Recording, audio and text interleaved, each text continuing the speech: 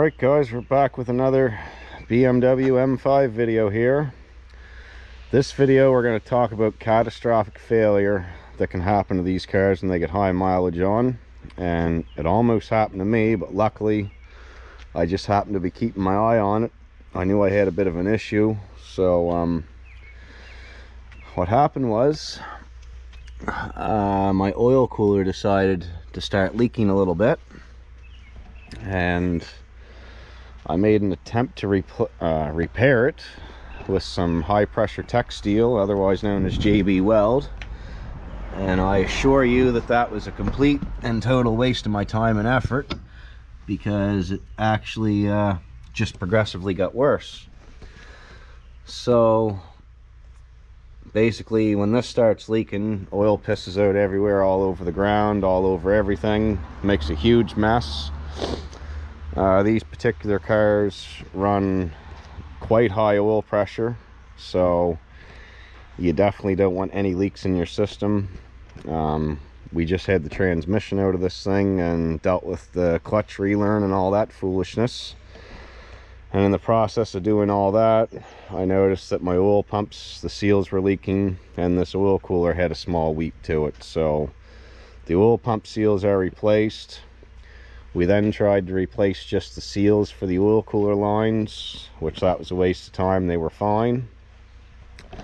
So options were, there's a company in UK known as Red Tech, and they make a really nice oil cooler for this car, but I need this car for next weekend to go to the car show, so I wasn't able to wait for the shipping from that company, even though that is the particular cooler that I wanted to use, the one from Red Tech.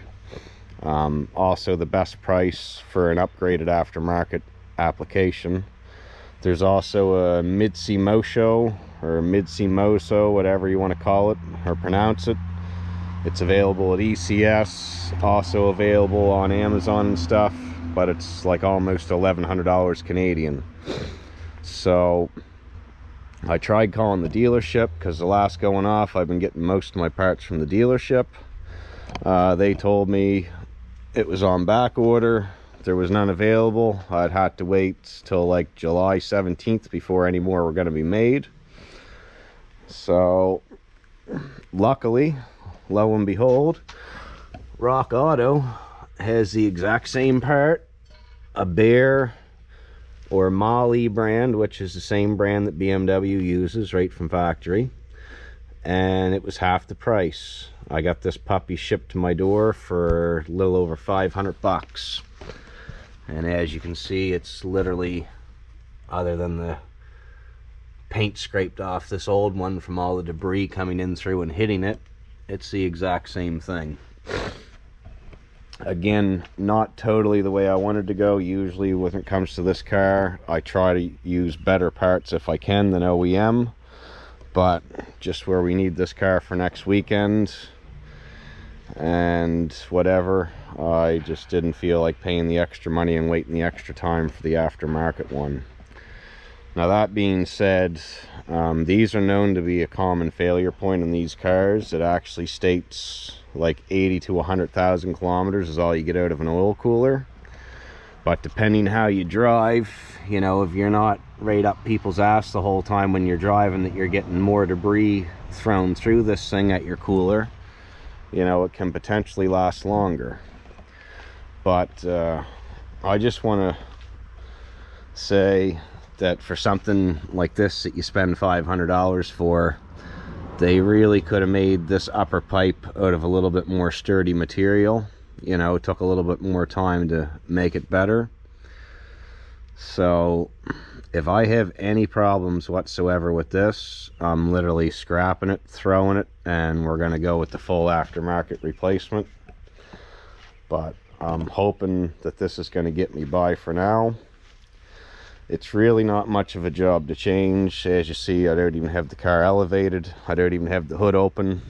I just simply pop the one grill out, and you can feed the thing down here and kind of wrestle it in place and get it in there where it needs to be. So I'm not really going to do much of a tutorial on the install and whatever of this part, because it's just simply one nut for your oil cooler lines right here, and there's 4 little rubber grommets that sit on these ears that help hold it in place and keep it from vibrating a lot. And then there's just a Torx bolt on each side once you get it in place with the rubbers, that you put the Torx screw in to fasten it and secure it in there. So in the midst of this happening, when it happened, I was driving the car. As you can see, there's some oil residue there. We've got a nice oil streak coming in the driveway here from the last drive when I had it out. So I was going to completely drain the oil out of this and just refill it with 9.5 liters, but I literally only drove the car probably, say, 2 kilometers down the road and back, and it wasn't really a very long drive. So once I get this in, I think I'm going to just throw like 1.5 liters, 2 liters in it, and then just let it sit here and idle until it gives me an oil reading and I see where the oil level is at, and then hopefully everything will be fine and we'll have no leaks. But all I can say, guys, if you got one of these cars and you notice any wetness at all around your cooler or whatnot, don't wait till it explodes to change it, because even though mine was leaking super bad this last drive after I tried to repair it, the car actually did not shut itself off, and it did not throw any warnings, no low oil pressure codes, no nothing like that. Mind you, hopefully there is still quite a bit of oil into it, but I just don't like the idea of what this motor costs to replace parts on, and this being a major component of the oil system, and there's nothing onto it to actually tell you that it's leaking when this happens. So take it from me, if you have one of these cars and that's leaking, don't waste your time trying to fix it. It's, you know, they're, even this new one, like I say, this top pipe for the most part, if you ask me, is garbage for what you pay for it. So if it's leaking, it's no sense to even try to fix it, because it's such a thin material that if it's already leaking, it's already screwed. So I'm gonna get this new one in, get it topped up with oil, and hopefully be able to drive this effing thing for more than 200 kilometers with something else breaking.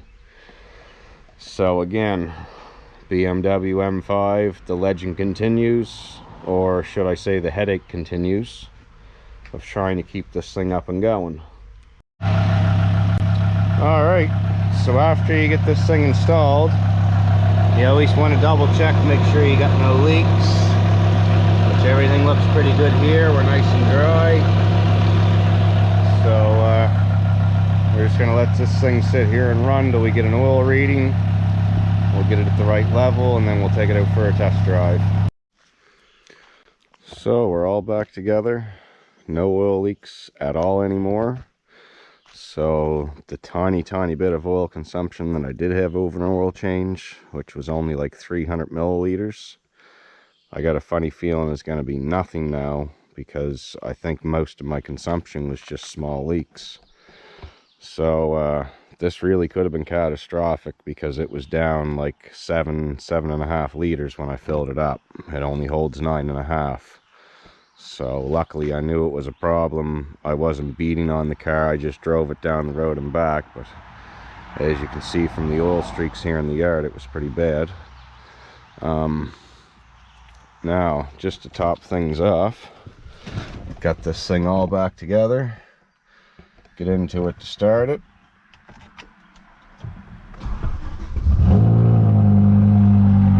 And look what decided to fail. I have no CCC screen. So this thing's just a gift that keeps on giving. I'm almost feeling like I should have sold the thing now, but apparently this is the unit that's known to fail, not the screen. It did flicker a few times. It would just flicker BMW, turn off, flicker BMW, turn off, flicker BMW, turn off. And now it's just a dead black screen doing absolutely nothing. And when it was doing the screen flickering, I did attempt to do a reboot, which you press all 3 buttons at once and hold them. The first time it tried to work, it spit the disc out, but nothing happened with the screen. And now when I try to do the reset with this, the disc is in, it won't come out, and yeah, not great. So we're going to be into another adventure. Apparently we got to peel this dash piece off, take this out, and then we can get at this piece, which is going to be more money. Like I say, it's the gift that just keeps on giving.